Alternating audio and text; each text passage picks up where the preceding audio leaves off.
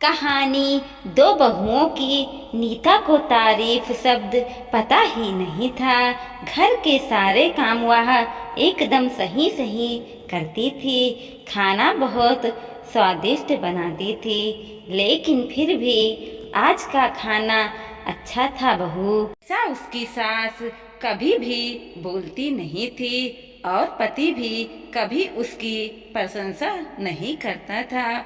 उसने आया हुआ खाना चुपचाप खाकर उठकर दोनों पति और सास चले जाते।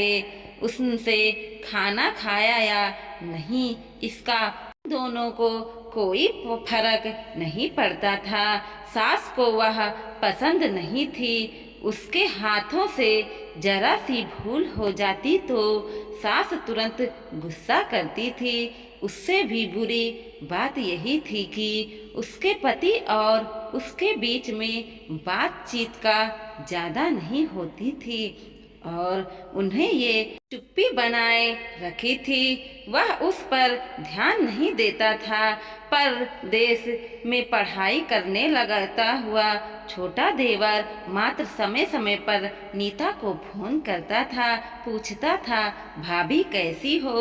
उसका फोन आने पर नीता बहुत खुश होती थी। अपना मन हल्का करने उचित स्थान था नीता का।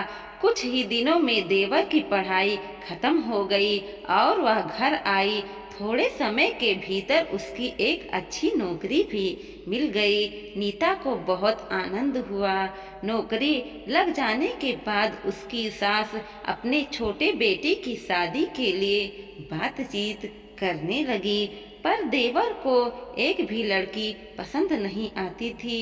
इनसे ही बोला होगा उसने मना करने को सोचकर सास नीता को ही दोष दे रही थी। नीता को चिंतित देखकर देवर ने अपनी माँ से कहा, मैं एक लड़की से बहुत प्यार करता हूँ, मैं उससे शादी करूँगा जल्द ही। देवर जी यह बात पहले बतानी चाहते थे ना। नीता ने ये बात अपने पति के कान में डाला। इस बात पर थोड़ी किटपीट की, लेकिन लड़की देखकर वह भी तैयार हो गया। सवाल बचा सासू का, अपने छोटे बेटे के मन कैसे दुखाएगी वह। बाद में उसकी भी हाँ हाँ हो गई। नीता बहुत खुश हुई। उससे लगा कि एक अच्छी सहेली आ जाएगी साथ देने के लिए, दिल के राज बताने के लिए। पर कैसी भी होगी छोटी देवरानी, रस बस जाएगी हमारे साथ और इस घर में, या वह एक अलग दुनिया बसाने पर जोर देगी। देवर जी को इस विचार से थोड़ा टेंशन में आ गई नीता। कुछ दिनों के बाद नीता की छोटी देवरानी चौखट नाग कर घर में आई। देवरानी ने घर में आते ही सारे घर की जिम्मेदारी अपने हाथों में ले ली। अब सास ने अपनी छोटी बहू की ज्यादा तारीफ करना शुरू कर दिया। उसने माँ जैसा प्यार करने लगी। यह देखकर नीता की आंखों में आंसू आ जाते तो वो सोचती भी यही काम करती थी, फिर भी मेरे साथ क्यों ऐसा बताया। जब थोड़े दिनों बाद छोटी देवरानी पूरे घर पर राज करेगी और फिर मेरी जगह वहाँ पर कोने में होगी। अपने ही विचारों में खो गई नीता। नीता के भाव समझने पर छोटे देवरानी नीता के साथ अपने हाथों में लेकर बोली, दीदी मुझे सब पता है, मुझे अपनी छोटी बहन समझिए। देखना बहुत जल्दी सब ठीक हो जाएगा। छोटी देवरानी ने पूरे घर की जिम्मेदारी तो ले ली, लेकिन कामों में कुछ न कुछ बार बार भूल करती थी। फिर देवरानी नीता के पास जाती और मदद मांगती थी। ऐसा रोज ही होने लगा। यह देखकर सासू लेकिन गुस्सा हो गई। मेरे रहते हुए वह छोटी बहू बड़ी बहू को क्यों पूछती रहती है। फिर सास भी रसोई घर में आकर चार काम शुरू करने लगी।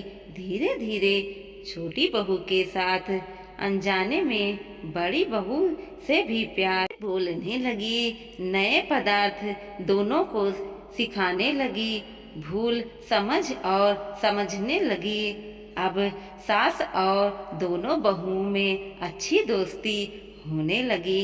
इस वजह से बड़ी बहू का स्वभाव भी अच्छा होने लगा। इसके स्वभाव में खुलापन आ गया। सास भी दोनों के साथ कभी शॉपिंग तो कभी फिल्म देखने जाने लगी। अपने दोनों बहुओं को सम्मान प्यार करने लगी थी। इस वजह से घर का माहौल हंसता खेलता हो गया। इसके अलावा अपने भाई और उसकी पत्नी की बॉन्डिंग देखकर नीता का पति भी उसके साथ अच्छा व्यवहार करने लगा।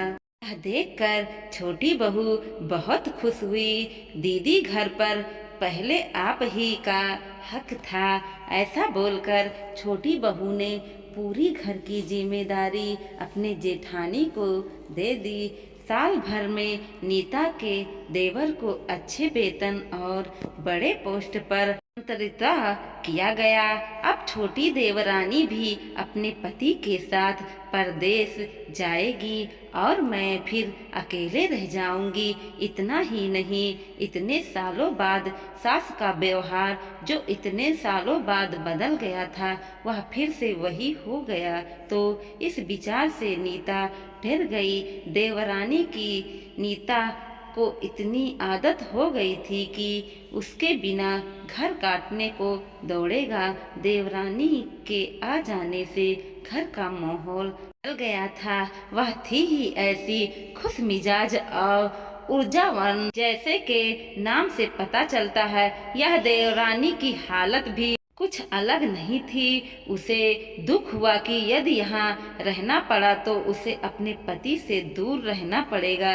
नीता की देवर की जाने की गड़बड़ाहट और देवरानी मात्र टेंशन के कारण नीता सोच में पड़ गई। अंत में उसने देवरानी को पूछा तो देवरानी ने जवाब दिया कि दीदी, मैं सारा दिन नए स्थान पर अकेले रहूंगी। इससे अच्छा मैं ही हूँ। आपके देवर को बोला है मैंने शनिवार और रविवार की छुट्टी में आपके ही यहाँ आ जाऊँ करूँगी। मैं भी इसके साथ जा करूँगी। बीच में थोड़ा बदलाव के लिए उस पर वह बोलती है कि 6 महीने में वापस यहाँ ही बदला कर लूँगी। मैं अपने पति की निकाल करा के देवरानी बोली और छोटी देवरानी भी हंसने लगी। अपने आंखों के आंसू पोंछते हुए नीता बोली, छोटी, यह दिन वापस नहीं आने वाले। जाओ तुम अपने पति के साथ। उनसे साथ ही तो कोई होना चाहिए ना। दीदी अपने मुझे बड़ी बहन का प्यार दिया, वैसे ही भैया के रूप में एक बड़ा भाई मिला। यह भरा हुआ संसार छोड़ के मैं कैसे जाऊं? वहाँ अकेले का मन नहीं लगेगा।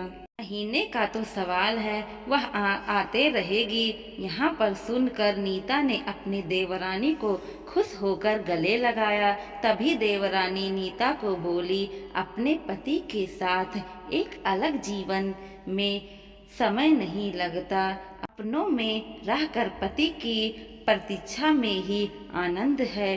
दोस्तों, 2 अलग अलग घरों और ससुराल से आने वाली यह लड़कियां अपने नए घर के लिए सब कुछ करती हैं। पता ही नहीं चलता कि कब एक दूसरे की आदत हो जाती है। सच में देवरानी जेठानी का रिश्ता बहनों से कम नहीं होता।